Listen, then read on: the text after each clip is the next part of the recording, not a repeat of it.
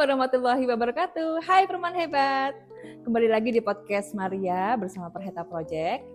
Kali ini kita bersama seorang perempuan cantik ya, asli dari Jogja. Dan beliau ini terkenal dengan kisahnya yang sangat luar biasa, termasuk ketika join di Diet Bahagia Herbamor bersama Maria. Kita akan mengulas sedikit tentang seputar kehidupan beliau, bagaimana cara beliau survive ya, bagaimana cara beliau struggle dengan segala macam cerita kehidupan yang sangat luar biasa yang tentunya bisa menginspirasi para perempuan hebat lainnya di sana. Amin. Oke, assalamualaikum Kak Mila saya. Waalaikumsalam warahmatullahi wabarakatuh. Selamat siang. Sehat ya Kak ya? Alhamdulillah sehat sekali. Luar biasa. Selalu luar biasa. Selalu luar biasa. Selalu luar Alhamdulillah, biasa. syukur. Iya. Akhirnya ini termasuk pertemuan pertama kita ya Pertemuan sebenarnya. pertama kali belum pernah ketemu kan? Iya, kita secara itu. offline ya Iya, maksudnya ya. Jadi secara offline guys, kita ini belum pernah ketemu loh. Tapi Iya. udah SKSD palapa banget ya. Iya. Ternyata mana Kak Maria pertama cantik. Masya Allah. Masya Allah, Oh. tabarakallah. Ini gimana nih ceritanya nih? Khusus banget loh guys, karena saat Iya. pertama kali chat sama Kak Mila, waktu itu belum slim, Masih kebala biri-biri. masih kebal. Jadi sekarang ketemunya dalam keadaan ya Allah sudah sejentik jari deh kayaknya ini. Alhamdulillah ya. Alhamdulillah Kak ya. Berkat Kak Maria Bibi Gajah Alhamdulillah, Sawah Masya Herbamor. Herbamor ya luar sekali. biasa. Bisa menyerap seorang Kak Mila jadi versi yang terbaru. Versi terbaru, lebih percaya diri. Lebih percaya diri tentunya, tentunya, dan Masya Allah. pasti akan menjadi wanita hebat. Amin, amin. Bisa menginspirasi teman-teman yang lain di sana. Amin. Ya. Oke deh. Untuk di awal nih Kak Mila, Iya.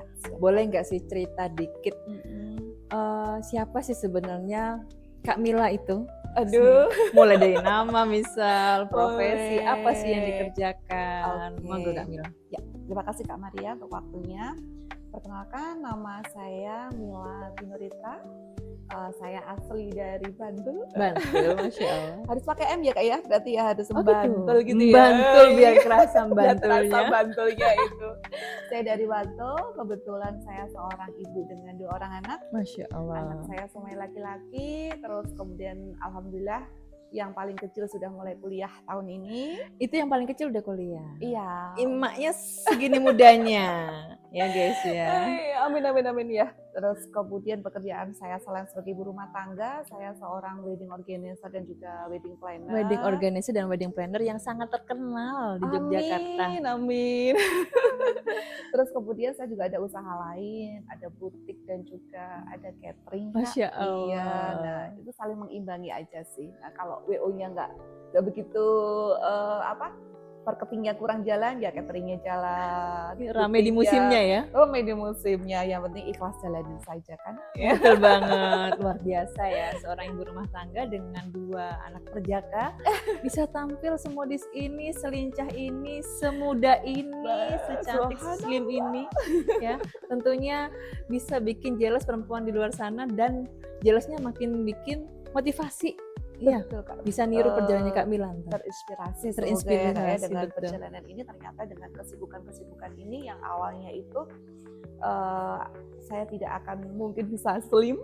Betul, Iya betul. kan, karena saya setiap hari itu ketemu dengan berbagai macam klien, ketemu pasti dikasih makan, Betul, hidup, betul. di kafe ya kan, terus kemudian ketemu vendor catering pun juga diajak tes food. Iya, harus tes food ya. Iya, Dan ketika- pastinya enak-enak. enak semua.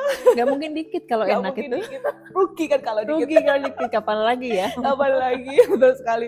Terus kemudian juga ke hotel-hotel dapat undangan catering Betul, segala macam. betul. Jadi kan otomatis harus nyicipin semua makanan ya Kak. Jadi jatuh kapan kita tuh bisa kurus kayak gitu kan. Itu Betul. kayak semacam impian gitu ya. Tapi kalau mengenal kakak saya baru berapa bulan ya? 6 bulan ya Kak. 6 bulanan deh, kan lebih Iya. dulu Kak Justina ya Betul, saya kan sebenarnya. kalau nggak salah mulai akhir Januari ya bergabung di Herbamor ya. Betul. Iya, ternyata impian itu Januari. segera terwujud ya, dan alhamdulillah terwujud loh sekarang ya. Alhamdulillah. Turun berapa luar biasa. kilo ya berarti Totalnya ya? ya?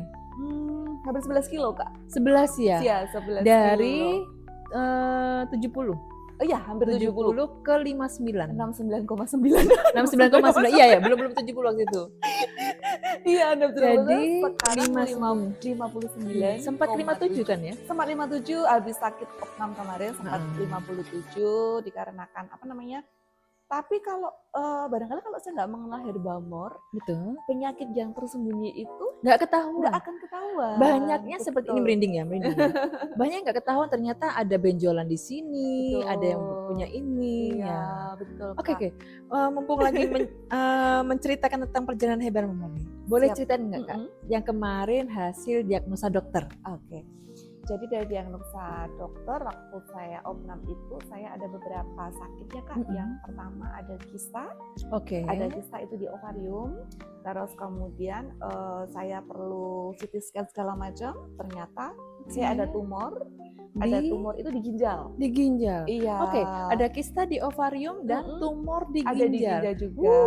Merinding aku dengernya. Terus ada satu lagi Kak.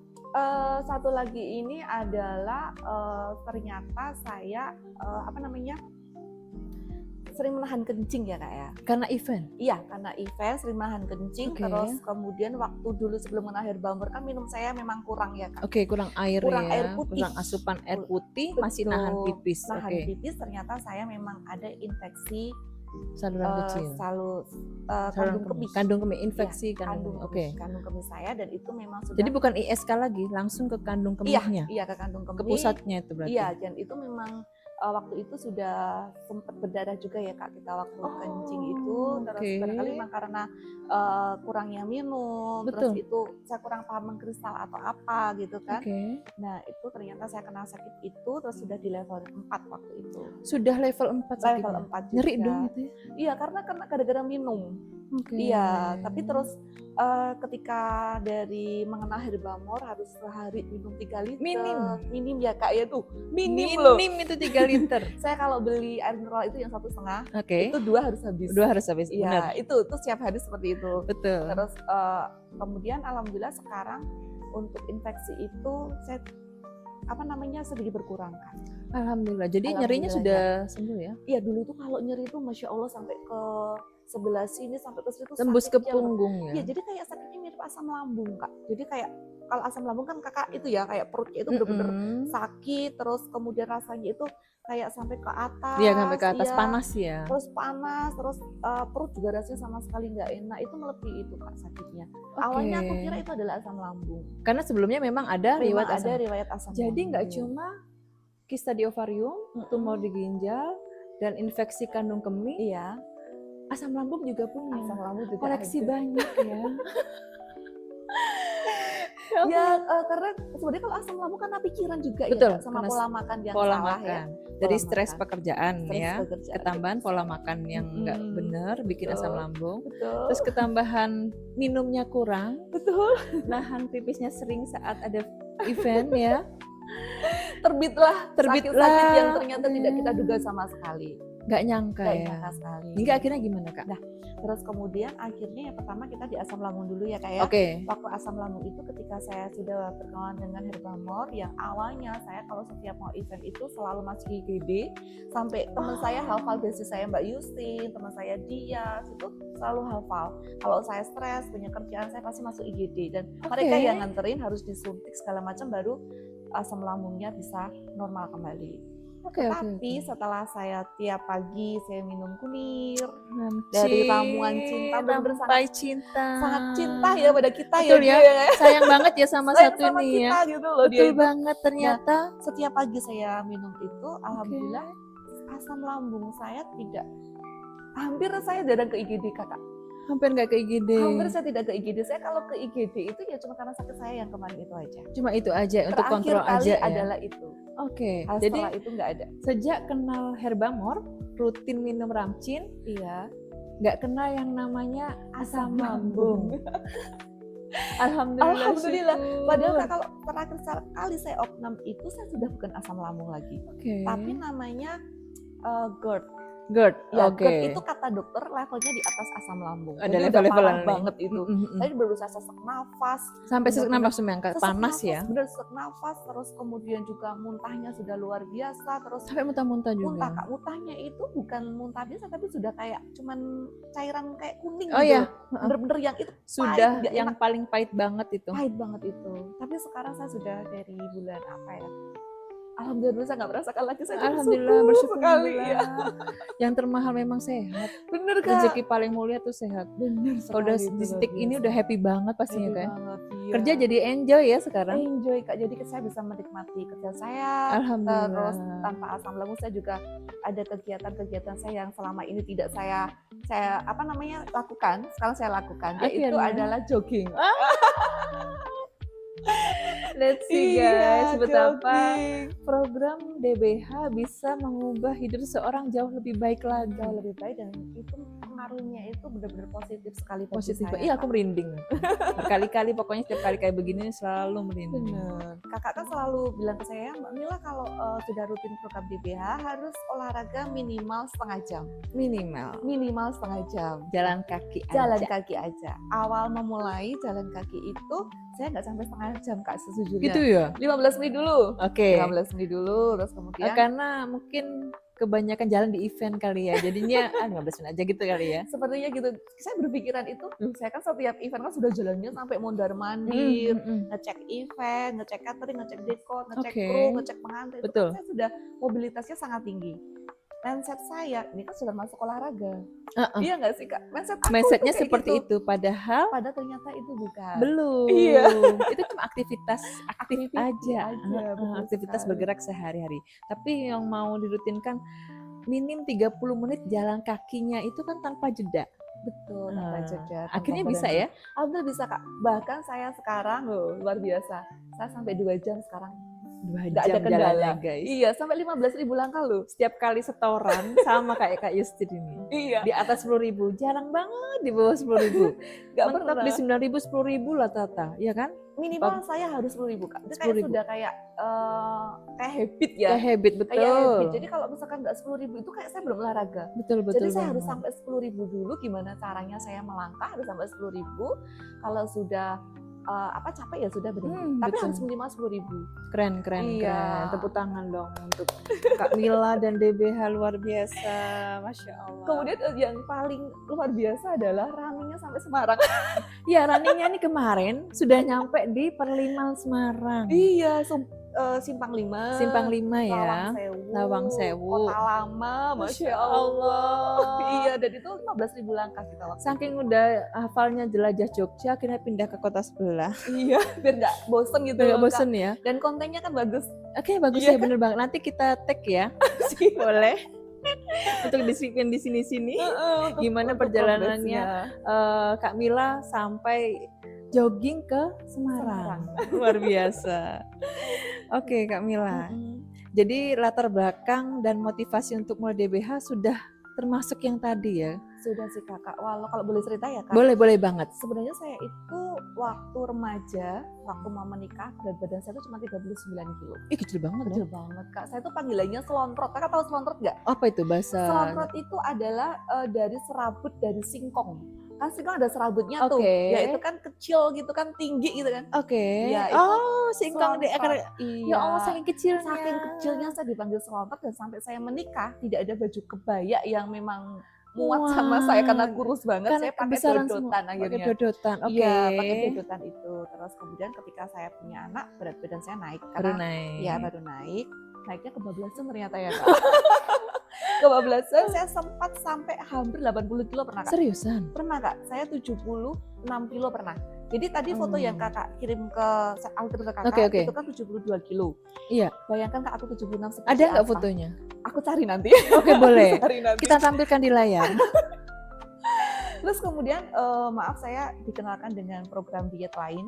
Saya pernah mengikuti program diet itu Kak. Sampai habisnya itu Masya Allah, tabarakallah, banyak banget biayanya. Sampai puluhan juta. Puluhan juta guys. Puluhan juta. Kemudian turun 10 kilo, 12 kilo. Tapi kalau kita tidak mengkonsumsi produk itu, berat saya tuh melebihi dari saya turun. Misalkan saya turun 10 kilo, nantinya 2 bulan lagi saya akan 12 kilo Kak. Dalam jangka 2 bulan bisa segitu? Iya, kalau kita tidak minum produk itu. Oh gitu ya? Beneran Kak, jadi kayak saya tuh kayak, wah ini kenapa sih saya kok cuman kurusnya cuman 2 bulan, 3 bulan gitu kan kayak rugi gitu kan ya Kak ya. Enak ya rasanya. Betul-betul. Bener-bener. Jadi rugi karena puluhan juta hanya bertahan 2 bulan. 3 bulan. Kemudian saya dikeluarkan produk lain lagi. Ini lebih mahal. Oke deh. Iya, saya cuman minum semacam minuman warnanya apa, dan almarhum suami saya waktu itu juga ikutan diet. Oke. Itu lebih biaya mahal, lebih mahal Kak. Berhasil? Berhasil turun juga, turunnya lebih bisa 15-17. Tetapi saya tidak berani konsumsi itu lagi kan harganya mahal. Oh, iya. Dan ketika saya berhenti konsumsi kembali lagi yoyo jadinya ya, sama-sama yoyo. Bener yoyo, bener-bener Kak yoyo. Jadi saya kembali ke bentuk awal lagi. Oke. Ya sampai terakhir itu 72 yang aku kirim Kak. Ya, oke. Itu adalah ketika dari produk lain itu.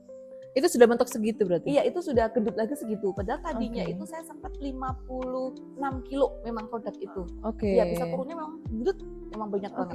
Gitu sih Kak. Tapi nggak kuat ke biayanya ya? Biayanya mahal banget Kak. Tapi kalau nggak minum terus ini lagi. Iya ya, jadi memang benar-benar TBH ini benar-benar sebuah solusi untuk para perempuan, terutama ibu rumah tangga ya, dari segala kalangan, dengan harga yang sangat affordable banget. Dan nggak yoyo, bener. Ada mentoringnya, teman-temannya banyak, setorannya diperhatikan semua. Betul, karena di produk itu saya cuma kayak semacam beli produk, tidak ada bimbingan. Nggak ada bimbingan? Tidak ada bimbingan. Puluhan juta nggak ada bimbingan. Tidak ada, rugi banget. Come on, puluhan juta nggak ada bimbingan itu gimana? Ini sekali saya beli cuma nggak sampai sejuta ya Kak, paling 600 tuh itu udah melimpah banget. Udah melimpah, itu saya masih diperhatikan. Dicek story saya, Mbak Mila stop ya, jangan makan itu lagi. Oke Mbak Mila, kali ini saja ya, lain kali tidak boleh. Mbak Mila olahraga tidak hari ini. Luar biasa mentor saya ini. Masya Allah, luar biasa. Bener-bener saya kayak punya saudara gitu loh. Tepatnya kayak punya pacar nggak sih? Aduh. Apa di povin ya, Pap, makan hari ini. Iya ya. Ya ke pacar juga kayak gitu, ke suami aja jarang-jarang. Iya, karena kalau aku kan jomblo Kak, jadi memang nggak ada yang gitu. Ini soft selling ya guys ya. Siapa tahu bisa dia lihat kan ya. Iya kan? Kan aku udah bilang kalau ada yang mapan ya, sultan kayak raya, udah selesai. Aku rela melepas peserta yang sangat sami nama atau NADBH ini 2 malah punya stoknya. Iya, terus aku juga kayak speechless aja Kak dengan aku makan. Ternyata makanku itu nggak seperti ya program dulu. Kalau dulu tuh aku bener-bener nggak boleh makan ini itu Kak. Menyiksa nggak? Menyiksa sekali, beneran. Jadi cuma aku harus minum produk itu aja, harus makan produk itu aja. Aku tidak boleh nasi, tidak boleh makan jalan, tidak boleh Kak. Bentar. Hanya buah saja yang boleh. Perut Indonesia nggak makan nasi itu kayak mana? Makanya ini kok aku lihat masih boleh makan nasi, 3 boleh. sendok, sayurannya juga is oke, tidak harus garam. Kan kalau yang dulu nggak boleh ada garamnya, nggak boleh. Bener-bener diet. Iya aku tahu. Kak, yang kayak betul-betul yang nggak ada rasa. Gak tapi ada kalau rasa. di sini sambal boleh Kak, boleh. Pecel boleh. Urap-urap terancam boleh. Bahkan nasi padang juga boleh. Nasi padang mah boleh tuh mah. Boleh. Oh ini dietnya asik sekali. Padahal awalnya itu ketika aku mulai dietnya dari Mbak Justin ya. Itu kan aku memang diintimidasi ya sama dia. Diintimidasi dan diancam. Mila, kalau sampai kamu Januari kamu tidak ikut diet, kamu bukan temanku. Beneran Kak Justin bilang seperti itu dan aku diam-diam. Iya Kak Justin udah turun waktu itu. Udah turun. Karena udah aku kecil. melihat progresnya Mbak Justin loh. Kok cili? Iya loh. Iya aku ingat story-nya. Waktu itu story-nya waktu jalan-jalan ke mall deh kayaknya. Kayak berasa ke bawah bocil SD nggak sih? Tak kelihatan dia di belakang. Justin mana ketutupan aku ya waktu masih gede kan Kak. Pakai rok ya. Tapi aku suka sebenarnya outfitnya Kakak. Cuma ini orang kalau kecilan cakep deh kayaknya. Pakai topi ya Allah. Itu ternyata beneran ngikut dong. Ikut MPH juga akhirnya dia. Ada ancaman besti aku yang baik itu. Akhirnya aku ikutan tuh Kak, sama Kakak dikenalin. Terus kemudian alhamdulillah kan aku juga sebelum kenal Herbamor, aku tuh tiap pagi ikhtiar memang motong-motong rimpang Kak. Oh udah mulai kenal-kenal rimpang itu ya? Sudah lama karena kan ada genetika ibu aku yang kena kanker serviks kan Kak. Jadi aku memang ikhtiar tiap pagi aku harus minum kunir. Ya, aku cuma kunir aja waktu itu belum tanpa apa-apa? Belum apa-apa. Terus habis itu aku baca-baca di TikTok kan, ada yang ada rimpang plus itu, aku tambahin ada serai, ada segala macamnya itu, ada lemon. Itu oke. Terus kemudian ketika jelaskan Mbak Yusin, aku nggak perlu repot, lebih praktis. Lebih praktis beneran. Gitu. Tapi sama khasiatnya. Dan komposisinya ini sudah terukur. Iya, jadi memang walaupun herbal, kita nggak boleh asal-asalan. Ada ilmunya. Komposisinya kunyit seberapa, jahe merah seberapa, lengkuasnya berapa, serainya berapa, itu ternyata sudah diukur oleh Mama Lin supaya hasilnya maksimal untuk kita bisa ngegas. Termasuk untuk regenerasi sel ya, termasuk untuk membantu program turun BB, bahkan program naik BB ini hasilnya luar biasa. Naik BB juga bisa. Naik BB bisa. Ada caranya. Ini bahkan ada banyak yang minta kelasnya deh. Beneran untuk kelas naik BB nih. Yang kurus-kurus itu. Yang kurus-kurus beneran. Jadi tiap orang kan punya struggle masing-masing ya. Ada yang kepengen turun BB, ada yang pengen naik BB. Jadi rimpang ini nggak hanya untuk program turun BB aja.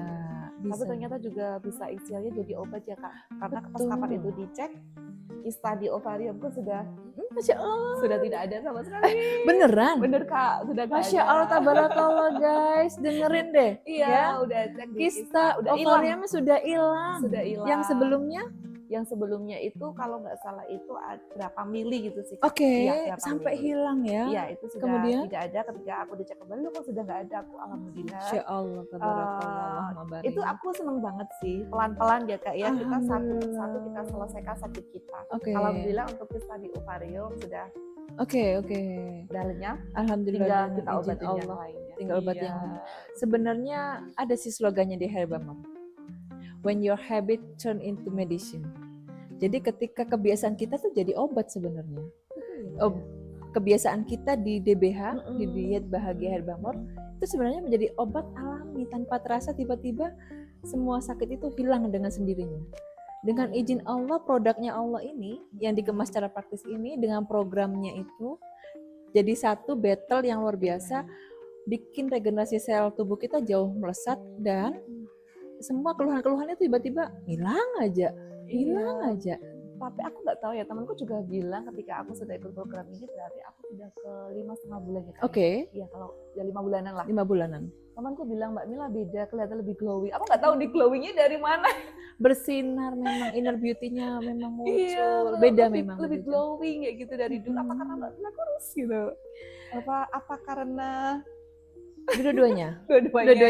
Pastinya memang kalau orang sudah turun BB ya, itu pesonanya tuh hadir. Pesonanya tuh memancar, lebih bersinar. Jadi hanger yang cantik untuk semua jenis pakaian kali ya, untuk semua potongan baju itu rasanya enak. Daster pun kelihatan mewah kalau sama hanger yang bagus. Betul katanya Nia Ramadhani dong. Gak usah banyak-banyak beli skincare atau baju. Perawat aja badan dulu ya. Jadi supaya pakai baju dasar pun jadi oke. Pakai baju murah pun nggak masalah. Benar. Iya Kak. Jadinya kelihatan mahal. 20.000 jadi 200.000 ya. Oke, nggak terasa nih ngobrolnya masalah diet. Iya, luar biasa. Banyak banget ya kita obrolin. Nggak selesai rasanya ya. Tapi baru pertama kali ketemu kan ya. Jadi kita kayak enjoy. Jadi enjoy ya. Ini bisa lebih lama lagi nih. Oke, sebenarnya Maria mau tanya lagi nih, tantangan selama diet dan tanggapan orang-orang sekitar. Oke, kalau tantangannya barangkali saya pernah cerita ya Kak, waktu CD ya. Iya, di CD awal ya. Hari pertama itu sumpah, bener-bener aku kayak mau di-povin berapa kali itu, dikirimin foto berkali-kali rasanya. Waktu eventnya banyak, aku lagi CD, Kak Maria ini aku boleh makan ini nggak boleh Kakak, harus buah merah dulu. Iya. Gitu kan. Ternyata dengan 4 hari kita CD itu sebenarnya jalan tol. Benar sekali, berat badan saya itu hanya 4 hari turun 3 kilo. Luar biasa. 3 kilo. 3 kilo. Yang lain sebulan diet 1,5 kilo doang. Itu 4 hari 3 kilo. Saya kaget loh Kak, aku sampein dari nggak percaya ya? Iya, paling naik turun timbangan itu. Hampir 70 kilo, aku nimbang lagi gitu kan. Serius? Aku 57. Iya kan? 57 gitu. Masa sih? 67. 67. Sorry. Kok 67 serius ini? Oke, berarti besok aku bisa turunnya cepat dah. Aku jadi semangat nih. Semangat. Jadi semangat aku dengan lemesnya terbayarkan. Iya, terbayarkan dengan hadiah dari Allah. Iya kan, tiba-tiba jadi 67 itu luar biasa loh Kak. Keren banget memang. Iya, dari 69,9 jadi 67, berapa waktu aku lupa. Terus habis itu tantangan yang pertama sudah berhasil. Dan tantangan yang kedua adalah aku harus rajin olahraga. Iya kan, Kak. Untuk memulai olahraga ini kan juga susah ya. Biasanya kan kita harus cari temen nih. Betul. Temen biar kita bisa ikut olahraga. Biar sama-sama semangat. Iya. Ada yang nyemangatin. Benar. Tapi ternyata yang bisa merubah diri kita sendiri. Benar. Ketika aku melihat progres teman-teman di DBH atau Kak, aku melihat bisa turun sekian, aku termotivasi. Berarti aku bisa dong dengan sendiri aja jalan. Aku memulai jalan sendiri di lapangan Kak. Aku masih ingat aku. Iya, di lapangan Madu Gesmo. Iya, aku ingat itu lapangan bola ya. Iya, seperti kerajaan kekuasaanku nggak ada orang sama sekali, hanya aku di situ sendiri. Aku tiap hari, terus kemudian aku akhirnya dapat lokasi lain dan perkembangannya alhamdulillah ternyata dimulai dari situ kita bisa memulai hidup sehat. Alhamdulillah, akhirnya jadi habit. Sehari nggak jalan rasanya ada yang nggak bisa, harus olahraga. Harus olahraga satu hari itu. Terus yang orang-orang sekitar aku, terutama kayak anak-anak kantorku itu juga bilang, kalau manggil aku kan kebanyakan mereka Mbak ya. Karena kenapa ya? Sebenarnya kalau ibu itu aku tuh seperti nggak bakal ada ketimpangan gitu loh Kak. Jadi kayak ibu, terus dia karyawan, jadi kayak kok berbeda. Aku ingin seperti teman aja kalau dengan karyawan. Jadi kalau manggil aku Mbak. Mbak Mila, kok sekarang beda ya? Tuh, beda kenapa sih? Padahal ngumpulnya tiap hari ya? Iya gitu. Tiap hari kan ketemu kan, briefing segala macam. Beda kok bajunya malah kebesaran. Iya, aku ingat aku. Bajunya kebesaran, terus kemudian makin cantik gitu. Pastinya. Iya. Aku masih ingat aku. Mbak, kebesaran nih kemarin gini. Aduh, mulailah pop-popnya dikirimin ke mentor kesayangan. Iya, baju-baju yang dulu nggak dipakai ya kan, yang memang karena kekecilan. Karena seret ya. Iya. Akhirnya bisa dipakai dan dikecilin. Dikecilin lagi. Yang dulunya kekecilan dipakai lagi masih di format lagi ya. Tapi ternyata ini ya Kak, pengaruh juga di lingkar pinggang ya, nggak cuma di berat badan. Betul. Memang kan lingkar pinggang juga sangat berkurang ya. Tidak fokus ke BB akhirnya. Makin mendekati BB ideal kita nggak boleh fokus karena di usia apalagi yang sudah di atas 30, 40 nggak mungkin mau disamain dengan BB sebelum nikah. Karena selalu ada perkembangan masa otot, masa tulang di situ. Jadi makin fokus ke lingkar yang akhirnya lingkarnya itu melebihi saat lingkar masih gadis bahkan. Cuman kayak ajaib aja. Betul. Amazing ya. Iya, magic lah. Magic gitu. banget. Iya kan magic banget, dengan waktu 5 bulan itu bisa membuat aku menjadi orang yang berbeda. Ya kan Kak, aku kayak merasa berbeda, terus kemudian juga makin pede aja. Alhamdulillah. Aku jadi sekarang suka matchingin baju itu semangat gitu loh, karena kan baju apapun bisa masuk di badan ya. Hangernya udah bagus. Kalau hangernya bagus, mau mix match baju apa aja masuk ya, lebih mudah. Malah pilihan bajunya jadi lebih banyak. Dan dulunya bingung mau pakai baju apa, ini kebanjiran baju stok lama masih bisa kepake lagi. Dan harus beli lagi. Ya pastinya karena size yang dibuang semua. Masya Allah, tabarakallah, luar biasa. Ini sudah seputar diet, seputar kesehatan, luar biasa banget ya. Maria sangat mengapresiasi, makasih banyak sayangku. Sama-sama. Karena sudah nurut manut ya arahan DBH, menjadi wanita yang amazed banget, dari Magicom ke Magic Woman nggak sih? Magicom ya kan? Iya, saya Magicom bulat gini dari Magicom ke Magic Woman. Dan sangat-sangat cantik, itu bikin kita yang sama-sama perempuan tuh ya Allah ternyata bisa. Dan bisa menginspirasi juga teman-teman aku. Kan di wedding banget. Juga orang wedding kan kebanyakan ini ya, apakah namanya ya, aku udah cerita ya tadi. Ketika mereka lihat aku lihat Mbak Mila tuh sekarang begini, aku mau gitu kan. Terus makanya saya kenalkan juga dengan Kak Maria. Bahkan ada klien saya juga Kak. Itu sih Kak Maria untuk program meritnya nanti biar kebayanya itu cakep. Insya Allah bisa muat ya. Bismillah dimudahkan ya. Oke, berikutnya Kak Mila. Seputar diet sudah, tentang perubahan yang amazing sudah, menemukan inner beauty kembali, inner beauty, bahkan Mila versi terbaru ya, yang sangat sehat, lincah dan mentalnya luar biasa. Oke, kemudian untuk selanjutnya Maria mungkin mau menanyakan tentang seputar kehidupan Kak Mila kalau boleh. Oke, silakan Kak. Deg-degan ya, deg-degan ya jadinya. Kayak mau dilamar gak sih? Bukan ya? Gak apa-apa deh, ini kayak sambil soft selling kita ya sekali lagi. Boleh. Mungkin boleh diceritakan Kak Mila tentang titik balik terbesar dalam karir atau kehidupan Kak Mila. Boleh, oke. Gimana dulu nih? Sebenarnya saling mendukung ya antara karir dan kehidupan. Kalau untuk bicara dengan karir itu kan memang karir ini sudah saya mulai itu dari tahun 2002. Oke, 2002 atau 2001 saya sedikit lupa Kak. Saya masih kuliah. Karena kebetulan orang tua saya itu sanggup membayarnya SPP di awal saja ketika masuk kuliah. Oke. Dan setelahnya saya harus berusaha sendiri. Nah, akhirnya saya pagi saya kuliah, sorenya saya bekerja di suatu paket pernikahan di Jogja. Nah, ini yang membawa saya sekarang menjadi seorang wedding organizer atau wedding planner. Dimulai dari ini. Akhirnya saya kerja di sana itu sampai 10 tahun. Sampai kerja sampai 10 tahun ya? Sampai saya sudah lulus kuliah, beranak pianak. Terus kemudian juga saya dari awalnya cuma admin, jadi sekretaris, jadi manajer, seperti itu adalah dan terakhir adalah sebagai tangan kanannya owner. Orang kepercayaan owner. Yang memanage semuanya. Dan ketika saya waktu itu mau resign, ownernya sangat istilahnya itu berat hati melepas saya. Karena sudah klik banget ya. Sudah nyaman juga dienakan kita ya Kak. Istilahnya beliau itu tinggal duduk saja dapat uang gitu loh. Ya, karena waktu semua itu udah lepas ke Kak Mila. Iya, sudah ke saya semua, saya handle sama tim waktu itu. Tetapi kalau kita selalu di zona nyaman, kita pasti akan berkembang. Nah, waktu itu saya tetap resign, tetapi saya ada masa idah, saya kerja di suatu hotel di Jogja. Di masa idah ini memang saya ketika saya resign itu saya memang ingin mendirikan usaha, tapi tidak sama dengan owner saya.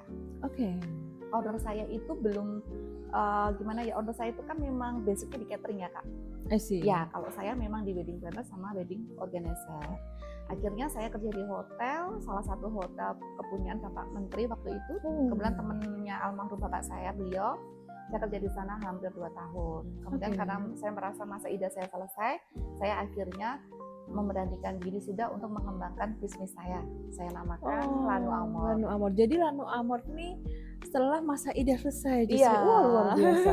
Bener-bener entrepreneur sejati loh ini. Iya, karena saya itu termasuk orang ambis ya Kak, dalam artian ketika saya bekerja tidak sesuai dengan saya itu ingin membenarkan sesuai dengan selera saya, dengan idealismenya saya. Betul. Untuk yang berbeda dengan yang lainnya. Kemudian waktu itu suami saya masih bekerja juga di tempat lain. Saya sudah kewalahan ada beberapa event. Saya ke almarhum suami saya bilang kalau kamu resign aja, bantu saya. Alhamdulillah dengan bantuan suami, ternyata kalau suami istri itu jadi satu, doa kita itu saling menghubungkan dan Masya Allah rezeki dari Allah itu luar biasa sekali. Di sini ya kita lingkupnya hanya dengan suami dan istri yang memang saling memahami ya Kak. Jadi memang bisnis akan berkembang dengan sangat baik. Tetapi ketika kami benar-benar di puncak waktu itu, suami saya dipanggil.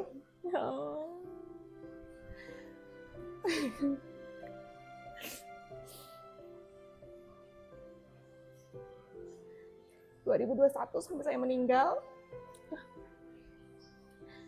Di sini saya anggap titik terendah dari saya. Suami saya meninggal tiba-tiba karena COVID, dan COVID itu benar-benar membuat bisnis semuanya menjadi berantakan Kak. Jujur, saya sempat bangkrut. Harus mengembalikan beberapa uang dari klien. Dengan posisi saya masih down.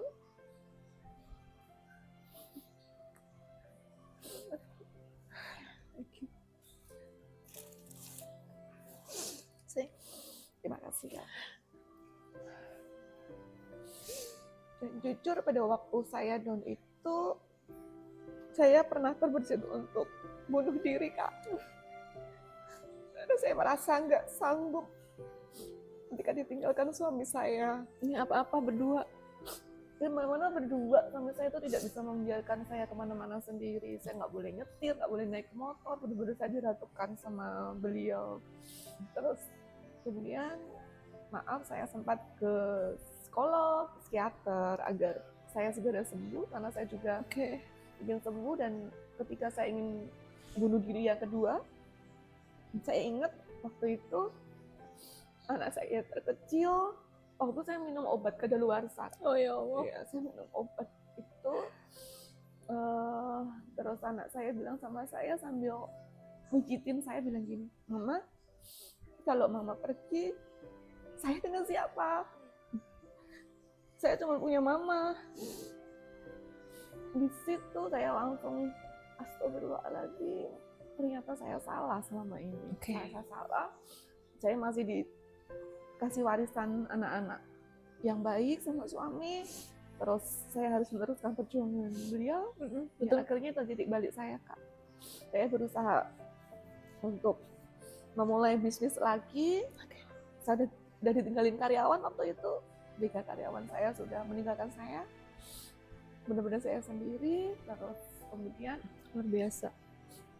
Alhamdulillah, Kak, orang-orang masih percaya dengan Lanu Amor.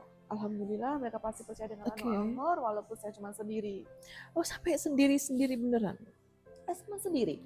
Semua karyawan udah pergi? Semua karyawan sudah tidak ada. Di saat, biasa memang COVID saat itu. Karena operasional dari manajemen sudah tidak bisa menutup. Jadi benar-benar waktu itu keuangan saya benar-benar nol. Ya, terus tapi alhamdulillah waktu itu masih ada kedua orang tua yang juga masih selalu support. Waktu itu ketika wedding organizer sepi, alhamdulillah catering saya malah naik, Kak. Cateringnya malah? Iya, dibantu dengan ibu saya sama bapak saya, alhamdulillah saya catering malah naik. Alhamdulillah, syukur. Iya, jadi itu menjadi backupan pada saat wedding organizer benar-benar saya waktu itu down. Ya karena COVID semua pernikahan kan dilarang. Ya, tapi waktu itu kan saya ada bok-bokan ya, Kak, kayak semacam hampers. Saya mencoba menu-menu baru yang memang catering lain nggak ada. Saya mencoba kayak ada nasi lele Sunda atau apa, atau menu yang benar-benar nasi kebuli yang waktu itu belum ada, saya olah menjadi hampers yang cantik. Itu ternyata sangat laku, sangat laris. Justru ide baru lahir ya di saat krisis ya. Iya, itu terus alhamdulillah itu yang bisa nge-backup saya kembali. Alhamdulillah, syukur. Tetapi untuk memulai di wedding organizer saya masih sedikit mangu, dalam artian apa saya bisa tanpa suami saya. Tapi alhamdulillah saya di 2022 awal saya udah mencoba kembali lagi. Kembali lagi, walau dengan trauma, ketika saya masuk ke suatu venue, saya pasti akan menangis. Ketika saya foto dengan semua kru saya, di situ pasti saya akan menangis karena masih ingat almarhum. Di situ saya mencoba untuk melawan semua kesakitan itu, saya mencoba melawan. Karena kalau saya tetap larut, saya pasti tidak akan sembuh. Betul. Alhamdulillah dari psikiater itu, dari awalnya saya obat, Kak. Pakai obat ya dulu? Iya, sempat pakai obat karena saya harus ditenangin, kan udah beberapa kali mencoba bunuh diri ya, kan. Tenangin, akhirnya alhamdulillah rabbil alamin saya bisa melawan dari itu. Alhamdulillah, syukur. Iya, saya bisa melawan karena yang pertama saya lihat adalah anak-anak. Itu yang paling penting adalah anak-anak. Kemudian setelah sedikit-sedikit saya sembuh dari psikiater, WO alhamdulillah sedikit membaik lagi, Kak. Kembali lagi saya sudah larut dengan pekerjaan itu, sudah mulai sedikit melupakan rasa sakit. Tiba-tiba ibu saya juga meninggal. Oh ya Allah. Pada tahun 2023, padahal ibu ini dulu ketika saya down yang membantu di catering. Justru risih ya. Ibu yang selalu nge-support saya, membantu saya di catering, tiba-tiba meninggal. Sakit kah? Sakit kanker serviks waktu itu, dan 2 bulan memang saya fokus merawat ibu karena berganti dari rumah sakit ini, pindah ini untuk melawan sakitnya beliau. Dan memang karena sudah stadiumnya udah tinggi ya, Kak, ya, jadi hanya tinggal rawat. Kalau dari rumah sakit ini adalah rawat akhir hayat. Saya di situ ada yang namanya rawat akhir hayat. Sampai akhir hayat. Jadi untuk rawat ini memang ibu sudah tidak bisa disembuhkan. Tidak bisa disembuhkan, jadi rumah sakit berhak ketika nanti walaupun ibu kritis itu ada orang lain, misalkan jantung atau apa, ICU diserahkan ke dia, tidak ke ibu saya. Oh gitu. Iya seperti itu. Waktu dengar itu saya sakit banget di dada. Kenapa saya harus kehilangan lagi? Tetapi barangkali dari jalan dari Allah, ketika ibu nggak ada, waktu itu ketika ibu nggak ada, saya karena sudah pernah menjalani kehilangan dengan suami, tidak terlalu lama larut Kak, saya sudah nge-WO lagi segala macam seperti biasa, walau sering sakit karena bagaimanapun ibu ini mengubah jalan hidup saya ya Kak. Yang awalnya down sama suami dengan ibu saya nggak ada, saya pun harus mengambil alih peran ibu karena masih ada bapak. Betul. Tetapi setelah 6 bulan ibu nggak ada, bapak juga nyusul. Dan ketika bapak nggak ada, saya baru merasa saya benar-benar sendiri. Sedangkan saya anak tunggal. Oh ya Allah. Dan saya nggak punya saudara. Saya anak tunggal. Dan bapak adalah cinta pertama.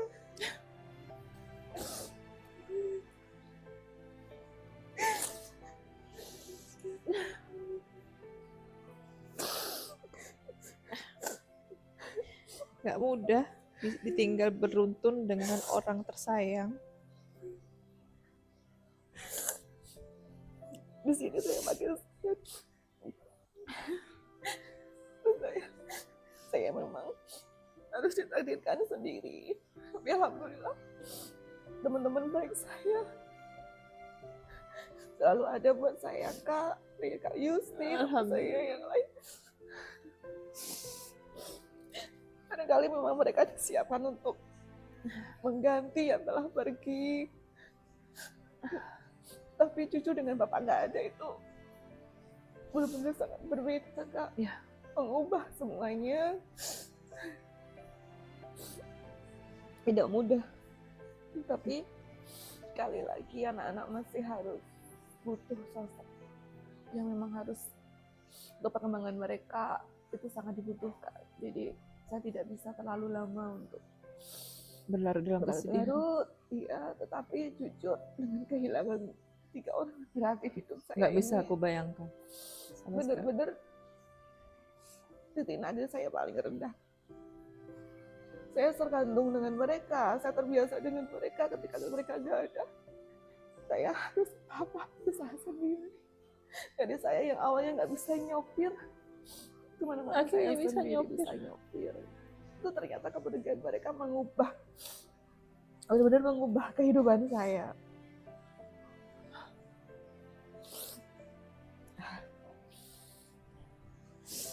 Ya Allah, gue kira hidup gue udah berat.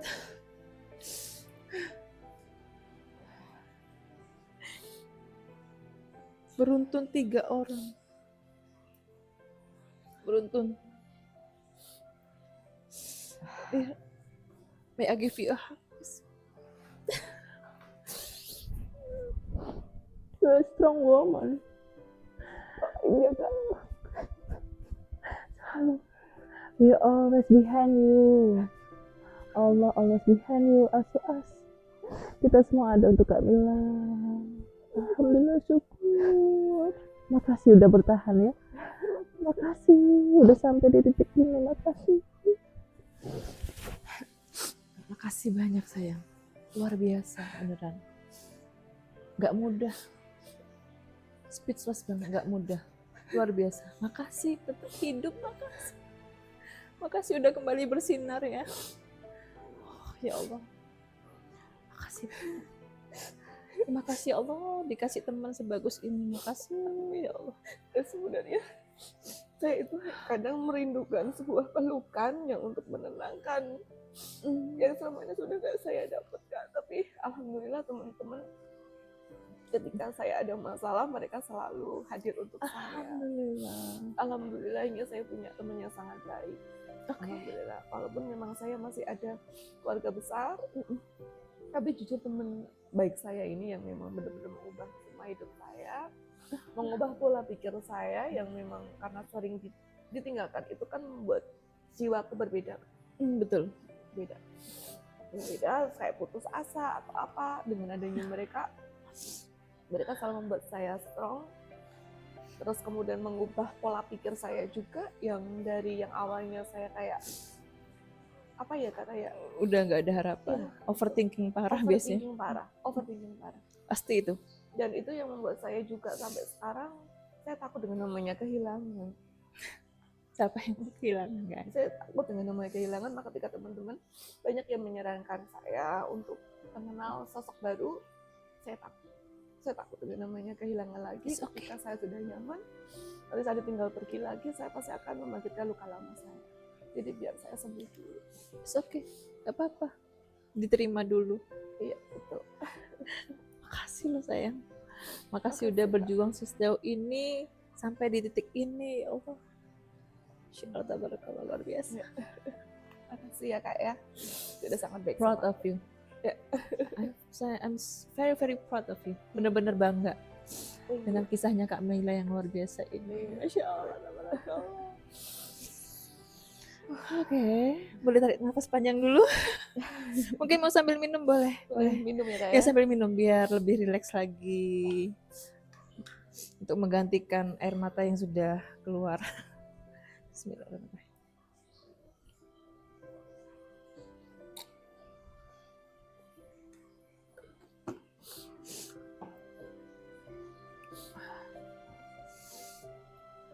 Nggak ini ya, nggak heran akhirnya kalau Kak Mila kena asam lambung, kena sekian banyak koleksi yang tadi disebutkan tuh, nggak heran. Iya, sudah wajar kalau tahu kisahnya. Ini air mata gue juga belum habisnya. Maaf ya Kak, malah bikin nangis. It's okay. Kisah seperti ini bisa buat insight dan bikin kita makin perbaiki syukur. Ternyata peristiwa yang Maria alami kemarin pun, suami berpulang, selisih 5 hari papa berpulang, ternyata nggak ada apa-apanya. Kak Mila jauh lebih wow, amazing. Jadi kalau misalkan ada yang bilang, ih gitu aja mau bunuh diri, kamu nggak tahu apa yang. Iya. Jadi sekarang kita lebih memahami ketika orang dengan kesehatan mental, karena saya pernah merasakan. Jadi ketika orang lagi sedih, kita tidak boleh bilang, udah nggak boleh nangis, jangan biarkan mereka menangis. Harus. Karena saya waktu itu seorang orang selalu bilang, udah kamu nggak boleh nangis, kasih gini-gini. Itu di sini sakit. Betul, karena sakit nahan, nggak bisa rilis banget, sesek, dan asam lambung tadi jadi akhirnya kambuh. Terus kemudian ketika orang bilang seperti ini Kak, kamu itu adalah orang terpilih, makanya kamu dikasih ujian-ujian karena kamu orang terpilih. Nanti pasti kamu akan mendapatkan kebahagiaan yang sangat besar. Betul. Dari kehilangan suami saya dengar itu. Kehilangan ibu saya dengar itu. Dan ketika kehilangan bapak saya, jujur Kak, saya langsung bilang, itu tidak mudah. Karena kenapa? Kalau katanya saya bahagia, sampai sekarang saya nggak bahagia, saya kehilangan bapak lagi. Emangnya ada? Saya sampai berpikir seperti itu, karena kan saya merasa kenapa saya sangat beruntung sekali dengan namanya kehilangan. Makanya ketika saya terlalu itu loh, sama anak-anak itu kayak terlalu ke mereka itu, kakak hati-hati di sini, kakak begini, itu lebih perhatian ke anak-anak. Saya sangat lebih sangat protektif sekali Kak, karena saya takut ada apa-apa dengan anak saya. Bahkan ketika papanya meninggal itu yang paling kecil kecelakaan. Harus tangannya dioperasi, kehilangan gigi. Kemudian ketika ibu saya meninggal, dia juga kecelakaan lagi. Ternyata mental itu juga kena ke anak saya. Namanya mental dengan kehilangan, sakit hati, semacam itu. Jadi ternyata dengan semua kehilangan itu membentuk mental seseorang itu berbeda dengan sebelumnya. Dan karena kan memang dari kecil anak-anak kan terbiasa dengan ibu ya Kak. Jadi ketika ibu saya meninggal, mereka sangat kehilangan. Bahkan anak saya yang paling gede, yang tidak pernah mengeluarkan air mata, bisa nangis. Dia di dapur,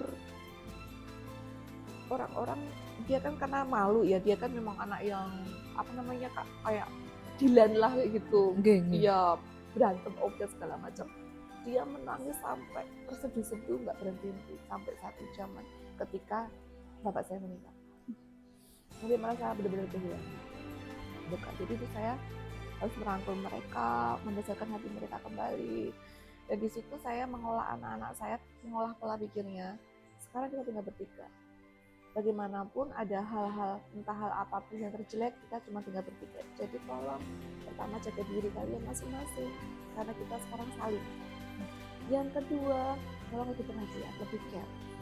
Yang ketiga, sekarang merubah dengan jalan pikir mereka yang dulu apa-apa tersedia cepat, sekarang sudah tidak bisa. Itu dengan kan caranya Allah, anak-anak jadi struggle, betul jadi sekali. lebih disiplin, Betul. jadi lebih dewasa. Betul. Dan saya yang paling kaget itu, yang paling kecil itu luar biasa, lebih dewasa sekali Kak. Lebih dewasa. Saya sampai kasihan juga kenapa anak seumur ini sudah dewasanya melebihi. Ya karena proses ini tadi Kak. Istilah didewasakan oleh keadaan. Betul. Ternyata nggak selalu buruk ya.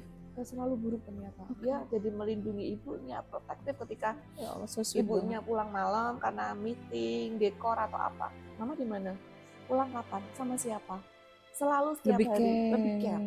Iya. Mungkin kalau situasinya masih sama seperti kemarin, tidak ada perhatian seperti itu ke Tidak Mama. ada, karena ada papahnya yang selalu Betul. ada buat saya. Sekarang kan saya tidak punya siapa-siapa tuh Kak.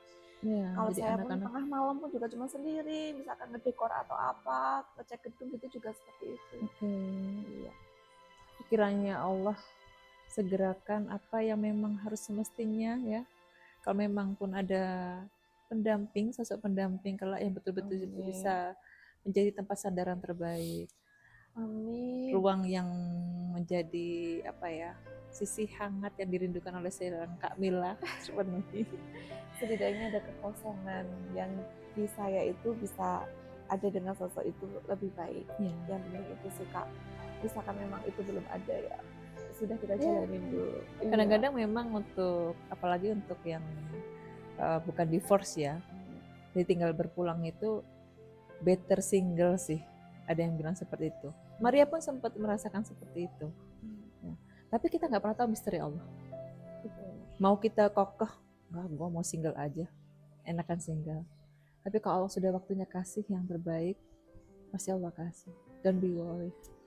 Amin, amin, semoga terbaik buat kita semua ya Kak. Insya Allah. Oh luar biasa kisahnya ini. Oke. Kak Mila ini udah nggak kerasa ya, sebenarnya masih banyak nih. Kalau boleh kita habisin dulu ya jatahnya. Silakan, Kak. Tapi jujur li yang tadi Kak Mila ceritakan tentang kisahnya Kak Mila ini, benar-benar bisa menjadikan inspirasi untuk banyak wanita di luar sana yang mungkin saat ini menjadi single fighter dengan berbagai latar belakang cerita.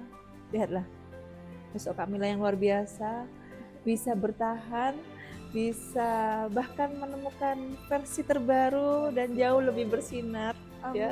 semoga Mama dengan versi terbaru ya Kak. Insya Allah, insya Allah, insya Allah, insya Allah segera. Karena memang kalau udah soulnya, jiwanya udah happy, rezekinya menghampiri. Amin, amin ya rabbal alamin. Amin, amin, amin. Oke, berikutnya Kak Mila kalau boleh nih ya. Mari lanjut lagi. Siap. Oke. Sosok paling berpengaruh dalam hidup Kakak, dan kalau boleh, mengapa dia begitu penting untuk Kakak? Untuk saat ini, sosok yang paling berpengaruh saat ini. Siapa ya? Gak mungkin Mas Duta ya? Aduh ya. Mas Duta ya yang kemarin. Boleh dong fotonya? Oh boleh. Ada nanti aku serta. Ya, sosok yang berpengaruh, jujur teman-teman saya sih Kak. Oke. Teman-teman saya itu membuat saya memang menjadi yang sekarang. Mila kamu nggak boleh cengeng, Mila nggak boleh ini, Mila kamu begini, gitu teman-teman saya. Yang Ya, paling banyak ngingetin ya. Ada Kak Yustin. Masya Allah. Kemudian ada dia juga teman saya itu, ya yang sering sama saya. Jadi saya sama mereka sering bilang, kalian jangan mati duluan ya, nanti aku gimana. Selalu seperti itu ya kalau sama teman bestie yang karib takut banget. ya. Pokoknya terima kasih, pokoknya mereka tuh selalu ada buat saya. Bahkan ketika saya nggak punya uang tuh mereka jadi donaturnya. Saya beruntung sih Kak punya mereka. Alhamdulillah, gitu, syukur. Jadi ya memang teman saya itu yang memang merubah saya sampai sekarang. Karena sebelum saya mengenal dengan teman saya ini, saya sempat juga pernah dekat dengan teman yang lain, tapi barangkali karena Allah ingin memberikan yang terbaik sama saya. Selalu ada seleksi alam. Seleksi alam selalu ada, dan saya diberikan teman yang lebih baik, yang lebih mengerti, dan bisa membuat saya lebih pintar, lebih baik, dan juga menjadi saya yang sekarang. Jauh lebih bersinar.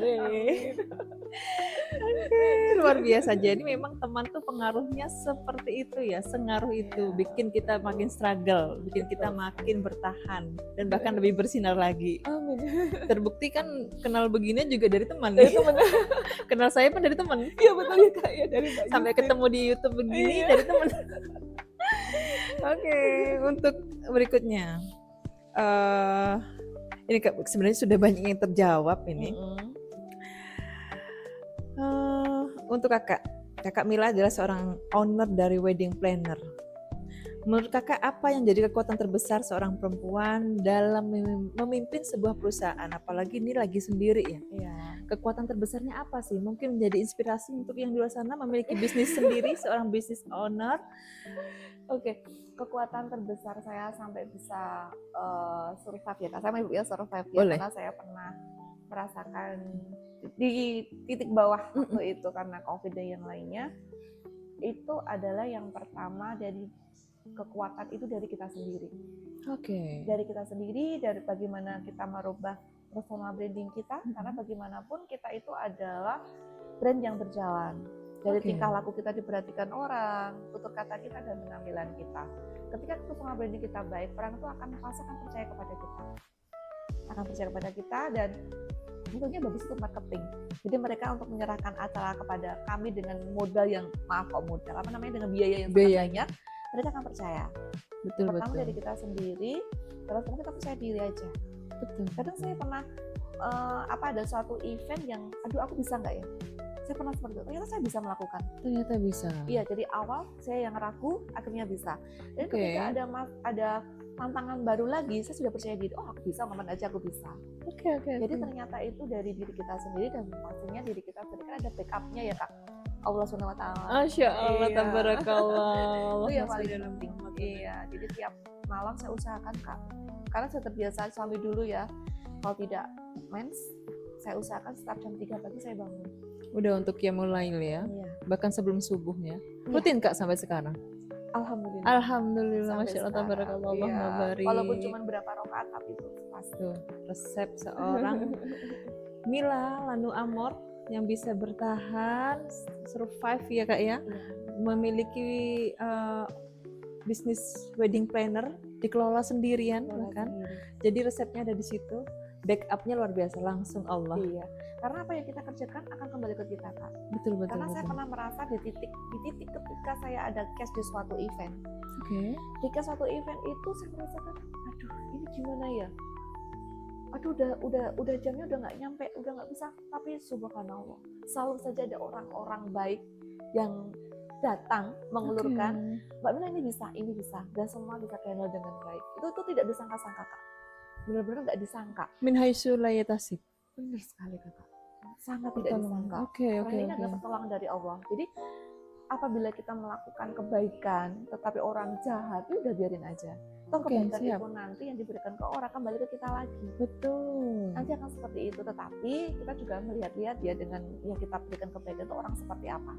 Kalau memang orangnya itu tidak bisa, maaf ya Kak, orang ini ya sudah nggak usah dibantu. Kalau saya sekarang sudah berusaha, karena kita sering dimanfaatin orang Kak kalau terlalu baik. Betul banget. Jadi tetap backupnya Allah dan tetap memilah-milah. Betul, memilah-milah. Gak boleh terlalu baik juga ya. Gak boleh jadi orang gak enakan sih. Iya betul. Sekarang saya ingin mengubah stigma itu, karena Mila itu terkenal sebagai orang gak enakan. Ayo Mila gini, pada saya enggak, terpaksa harus mau, karena saya gak enak. Gak enak nolak. Iya Mila, aku pengen makan ini, tapi saya gak suka makanan ini. Iya, tapi dia ngajak, mau nggak mau saya kan ikut makan, tapi saya nggak suka Kak. Nah sekarang saya berhak gitu, karena saya harus menjaga mental saya sendiri. Saya nggak boleh terlalu baik sama orang sehingga mental saya nanti akan rusak.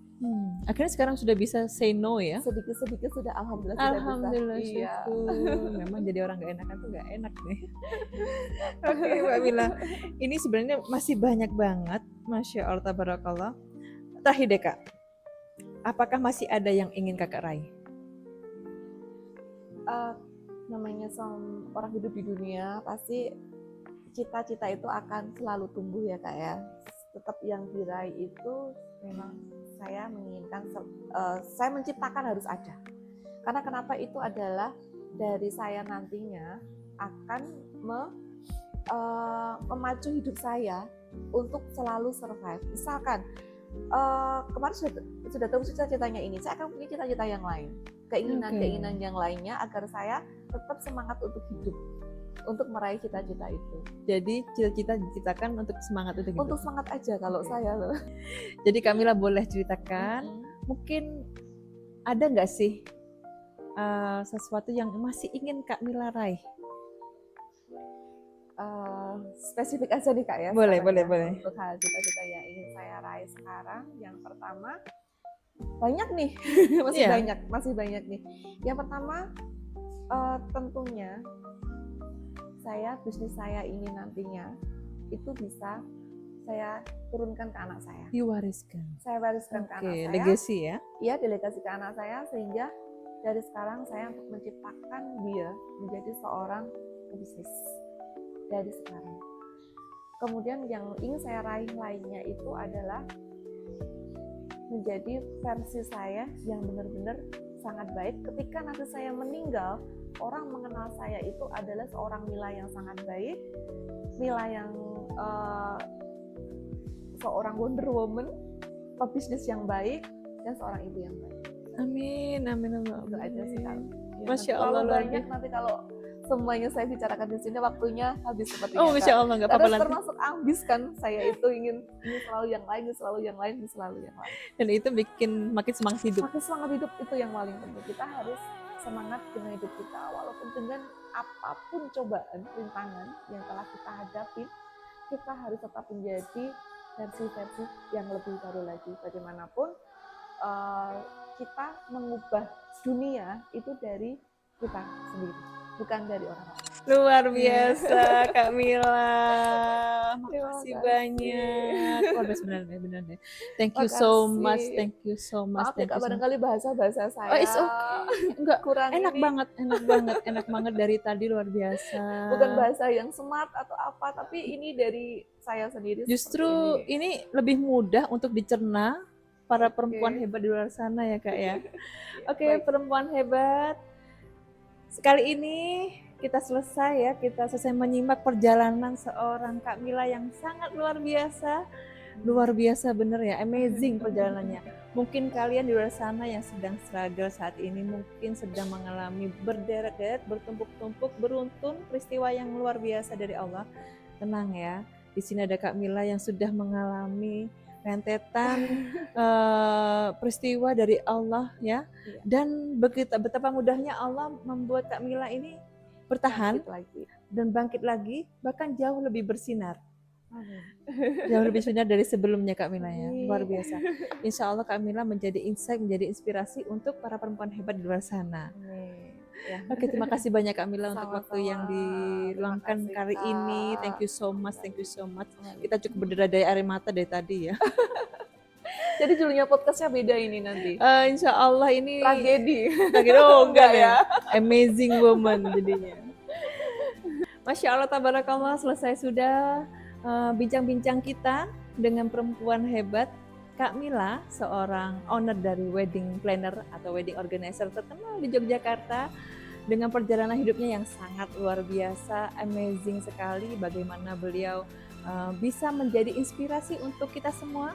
Dan untuk kalian para perempuan hebat di luar sana, jangan pernah berputus asa karena Allah selalu ada menjadi backside kita, selalu ada di belakang kita. Allah always behind us ya.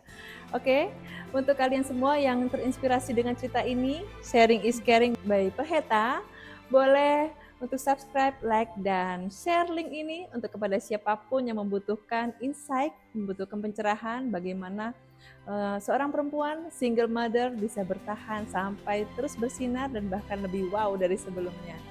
Thank you dan sampai ketemu di sesi berikutnya. Bye. Terima kasih.